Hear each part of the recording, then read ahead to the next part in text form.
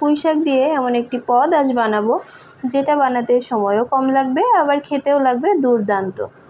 আজ বানাচ্ছি পুঁইশাক দিয়ে নাবড়া তরকারি। তো চলুন আর দেরি না করে আমি কিভাবে এই রান্নাটা করি সেটা আপনাদের সাথে শেয়ার করা যাক।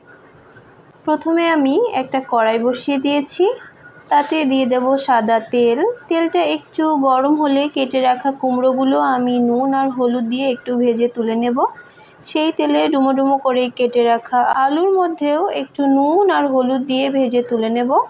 এবার অল্প পরিমাণ পটলও আমি এই তরকারিতে ব্যবহার করেছি, সেটাকেও নুন আর হলুদ দিয়ে ভেজে তুলে নেব। এবার কড়াইতে আর একটু তেল দিয়ে তার মধ্যে দিয়ে দেব দুটো তেজপাতা। এবার বেশ কিছুটা পাঁচফোড়ন এখানে দিয়ে দেব। বেশ কয়েকটা ডালের বড়ি আমি এই পর্যায়ে আধা ভাঙা করে তেলের মধ্যে একটু নেড়ে চেড়ে তার মধ্যে দিয়ে দেব 5টা চেরা কাঁচা লঙ্কা। একটু নাড়াচাড়া করে তার মধ্যে ভেজে নেওয়া আলু, কুমড়ো ও পটলগুলো আমি দিয়ে দেব। একটু মিশিয়ে নিয়ে পুঁইশাকের ডাঁটাগুলো এর মধ্যে দিয়ে দিচ্ছি। খুব অল্প পরিমাণ কচু এখানে আমি দিয়ে দেব, যেটা গরম জলে ভাপিয়ে জল ঝরিয়ে রেখেছিলাম সেটাই দিয়ে দিচ্ছি। এবার দিয়ে দিচ্ছি পরিমাণ মতো নুন ও হলুদ দিয়ে আবারও একটু মিশিয়ে নেব। এবার 2 মিনিটের জন্য একটু ঢেকে দেব। গ্যাসের ফ্লেমটা এই সময় মিডিয়াম রাখতে হবে।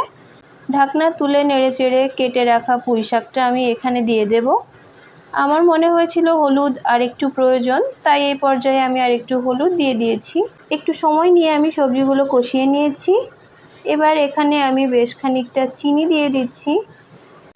নিরামিষ তরকারি যেহেতু চিনি না দিলে একদমই খেতে ভালো লাগবে না। এবার খুব সামান্য জল আমি এখানে দিয়ে দিচ্ছি।